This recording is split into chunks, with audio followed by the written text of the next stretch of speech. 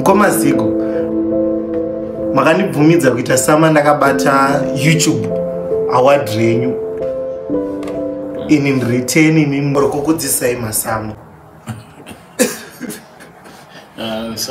Yes, mazvinzwira mega chandaingoda chete kurova sama ndakabata YouTube award ramukoma Zigo kuti ndakazodona here nchirova sama kana kuti ndakariputsa here award. Izvi ndozvamuchaona muvidhio rinoni.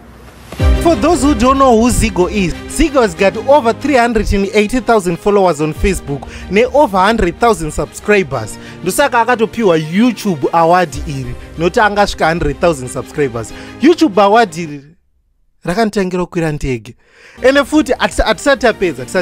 Zigo was the first journalist kuita interview Passion Java mushure mekunge azadza stadium.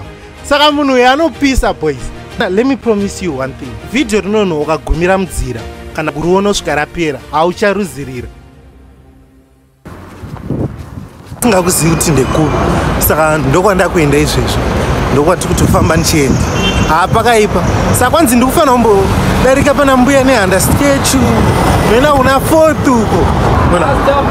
Zviri sei? Buddy. What is it? Yeah, pretty fun. Big fan is thank you so much. Wabuda pa video rangu ra. Ndikutorwa na Zigo video. Utorwa na Zigo. Ayo abo, di Kelvin Lee, another Kelvin Lee. Yes, I am. Oh yo. Thank you so much.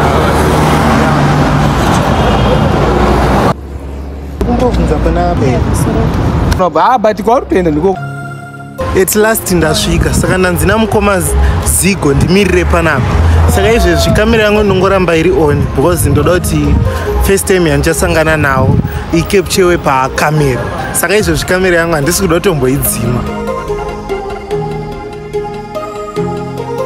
Kamera ndisi kufanira kuidzima. Ndakatongoita on izvi zviti vakangobudira nesaidi iri kana iri.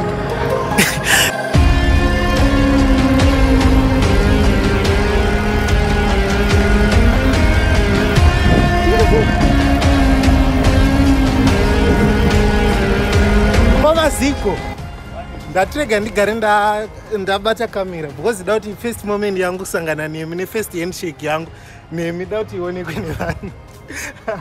Ndirise makarwa nehope. Hayi ndafara pamani pamukana kuti ndiuye kunoku ndikoneka. Ndati handitoendi pamvuri ndofana kutomira pazuva cheko cheko. Yeah. Aiwa hapo. Mama nibengenda nyanso.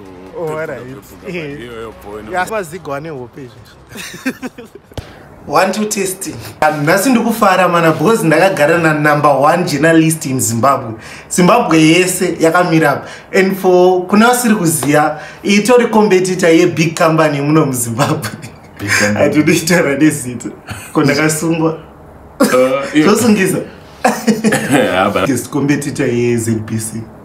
Do you know the reason why I don't watch TV and this is not Taranjiti ZBC. Anozofunga ndokataka. Andifari kuona news but indokwanisa ona ma videos ako because kana nchiona ma videos ako ndonyaswa feel out ndakuchipuwa information yandokunyaso kuda ku grasp. Nga nekuvunza Zigo ma questions ndisingada kuti aziye zvanga ndafambira chaizvo. Why mamchichinja ma hairstyle wako? Ndiri muno MTV. Oh muno MTV. Why bad? Kwezvo zvitokwanisa kuona kuti makaisa chi? No, ndakagerwa this just no guys. Oh right. If there is anything you like about my channel, what is it? Kana chiripo? Kana chisipo achipo? My videos, they are entertaining and they are quite different. Level na Mr. Beast, you get what I mean? Thank you so much. I receive comments like that a lot. Yeah. More. And well edited. You know that they are. Ndakona haitwa Matsanga so. I liked it.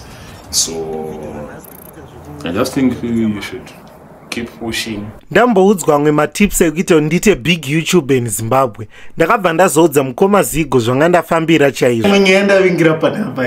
Ainda chikumborobata silver play button renyu ndodaona inspiration. Ndirapotora. Oh, ngeto. Guys. Ndikuzona reflection yangu. Yeah, high class. Yeah. For passing 100,000 subscribers. There is an offer, alright? Makandibvumidza mukoma Zigo. Makandibvumidza kuita sama ndakabata YouTube award renyu in return in ndogona kushuta ma videos enyu as a cameraman for free or kukudzisai masamu saka munofanira kusarudza chinhu one chamunoda kana mandipa mukana wekuti ndiresamu ndakabata YouTube button ring sama ndorutsa I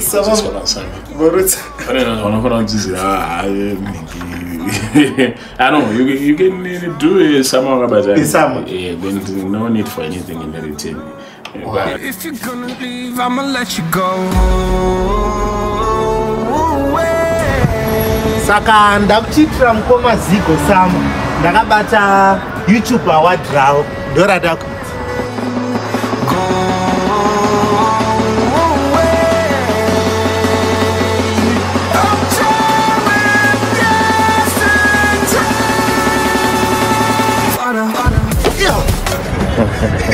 Dzokoroza leo.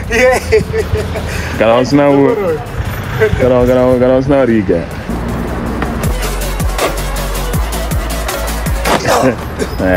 No pega. Ko ndrifanire chingani kubasa?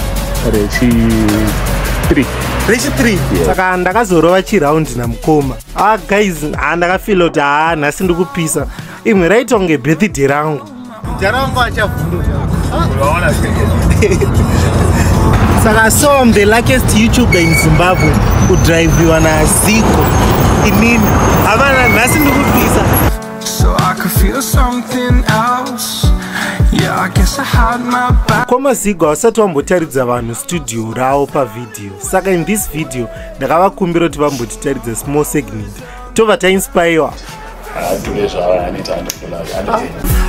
That you would stick around.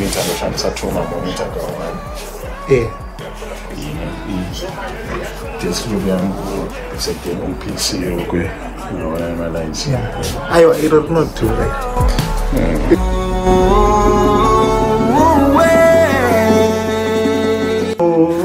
Pana vanhu vanomboti vakafanana magaya. Yoda tichinazvo. Wakambodzwa nevamwe vanhu vakawanda. Vanhu vanenge vangotaura ndoti china. Asi pawakaisa Hasta ngosinofanana magaya. Toti dani Lastly, to anyone watching this video, I just want to say kuti ramba wakadzvanya pane zvese zvaukuita because tiri tese.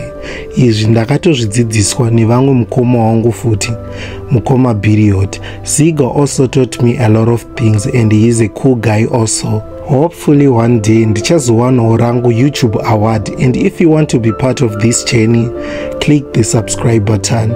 Thank you so much. God bless you.